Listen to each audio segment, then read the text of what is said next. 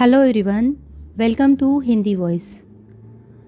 1975 में अचानक एक शहर हाइकनेक में कुत्ते तथा अन्य जानवर बड़ा ही अजीब व्यवहार करने लगे, जो बहुत ही ज्यादा विचित्र और समझ से परे था।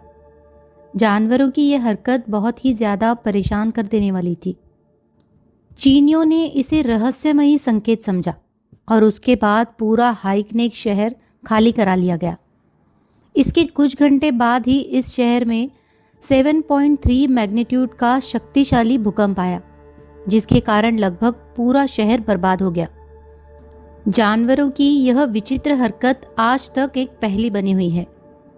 किसी भी खतरे से बचने का सबसे सरल तरीका यह है कि हमें समय रहते पता चल जाए कि कब, कहाँ, क्या व कितना बड़ा होने वाला है, और वैसा होने से पहले हम खतरे की सीमा से दूर चले जाए, या फिर कुछ ऐसा करे जिससे या तो वह खतरा टल जाए या फिर उसका हम पर ज्यादा प्रभाव न पड़ पाए। जरा सोचिए, यदि कोई पहले से बता दे कि कल शाम 3 बजे आपके शहर या गांव के पास रिक्टर पैमाने पर 6.8 परिमाण का भूकंप आने वाला है, ऐसे में आप क्या करेंगे? भूकंप आने से पहले निश्चित ही आप और बाकी सभी लोग स्वयं ही सुरक्षित स्थानों पर चले जाएंगे। जो नहीं जाएंगे उनके साथ जबरदस्ती भी की जा सकती है। नियत समय पर भूकंप आएगा और उससे संरचनाओं और घरों का जो नुकसान होना होगा हो जाएगा। अब अगर आपको पता चल जाए कि आपके ऑफिस में बम लगा है, तो आप क्या करेंगे? शायद पुलिस या बम स्क्वाड बुलाएंगे ताकि बम को निष्क्रिय किया जा सके या फटने से पहले बम को कहीं दूर ले जाया जा सके। अगर ऐसा न हो पाए तो आप निश्चित ही ऑफिस को खाली करके सुरक्षित स्थान पर चले जाएंगे। आपदा के साथ भी ठीक यही लागू होता है। समय रहते ही ज्यादातर लोगों के सुरक्षित स्थानों पर चले जाने के कारण मानव क्षति काफी कम हो जाएगी। भूकंप के बाद जैसे लोग गए थे वैसे ही वापस भी आ जाएंगे और समय बीतने के साथ स्थितियां भी सामान्य हो ही जाएगी। ठीक ऐसा ही कुछ अक्टूबर 2013 में ओडिशा में आए फालिन चक्रवात की चेतावनी दिए जाने के बाद हुआ भी था। पर यह हमारा दुर्भाग्य ही तो है कि तमाम वैज्ञानिक उपलब्धियों के बाद भी अब तक भूकंप की सफल भविष्यवाणी संभव नहीं हो पाई है। अब ऐसा भी नहीं है कि आज तक कभी किसी भूकंप की सफल भविष्यवाणी की ही नहीं गई है। वर्ष 1974 का दिसंबर का महीना था। ठंड अपने चरम पर थी और ऐसे में चीन में लियोनिंग प्रांत के हाइजिंग क्षेत्र में शीत निद्रा काल में सांपों को बड़ी संख्या में देखा गया। इसी के साथ क्षेत्र में भूकंप के छोटे छोटे झटके भी महसूस किए जाने लगे।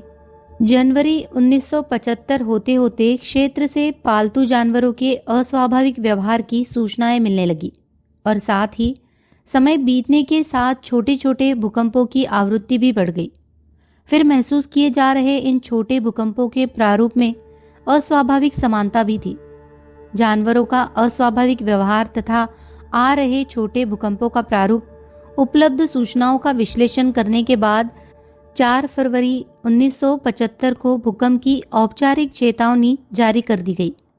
इसके बाद करीब 90,000 लोगों को सुरक्षित स्थानों पर पहुंचाया गया और चेतावनी जारी करने के ठीक 5.5 घंटे बाद हाइजिंग शहर को 7.3 परिमाण के भूकंप ने खंडहर में बदल दिया। भूकंप की इस सफल और सटीक चेतावनी से जहां एक और भूकंप में मरने वालों की संख्या 10,000 तक सीमित हो सकी, वहीं दूसरी ओर इसे भूकंप की भविष्यवाणी को लेकर पूरी दुनिया में आशा की लहर दौड़ गई। लगा कि बस मनुष्य ने भूकंप पर विजय प्राप्त कर ली है। हालांकि ज्यादातर वैज्ञानिक जानवरों के द्वारा भूकंप का पूर्वाभास किए जाने पर विश्वास नहीं करते हैं, परंतु भूकंप के पहले जानवरों के अस्वाभाविक व्यवहार के ऐतिहासिक अभिलेख उपलब्ध है। ईसा पूर्व 375 में ग्रीस के हेलिस शहर में आए भूकंप से कुछ दिन पूर्व चूहों, सांपों सहित अन्य जानवरों ने शहर छोड़ दिया था।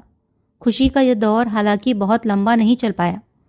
28 जुलाई 1976 को बिना किसी पूर्व सूचना या प्रत्यक्ष लक्षणों के आए 7.8 परिमाण के भूकंप ने चीन के तोंगशान शहर को जमींदोज कर दिया।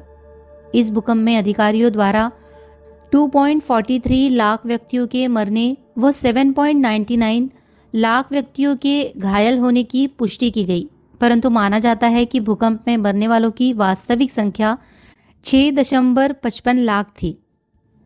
4 फरवरी 1975 के हाइचिंग भूकंप की सफल भविष्यवाणी से उत्साहित वैज्ञानिकों व अन्य को 27 जुलाई 1976 को चीन में ही आए तांगशान भूकंप ने सकते में डाल दिया।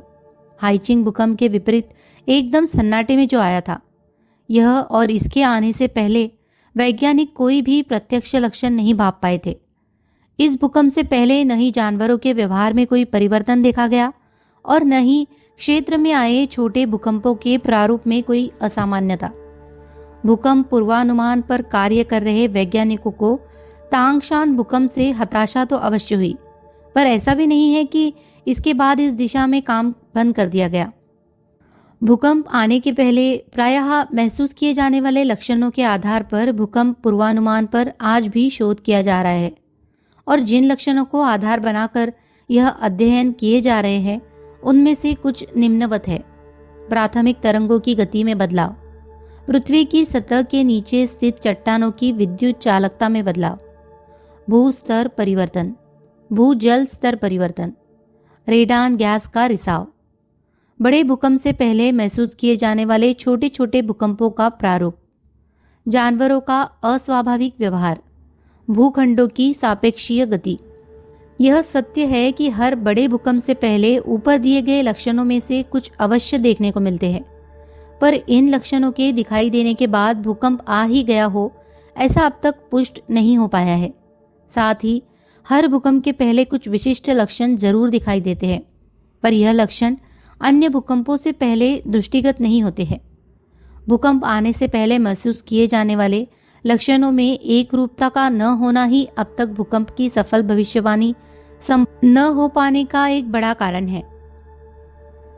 ये रहस्य केवल मनोरंजन और सामान्य ज्ञान के लिए आपके सामने प्रस्तुत किया गया है, तो मैं आपसे अनुरोध करती हूँ कि आप इसे उसी दृष्टिकोण से देखें।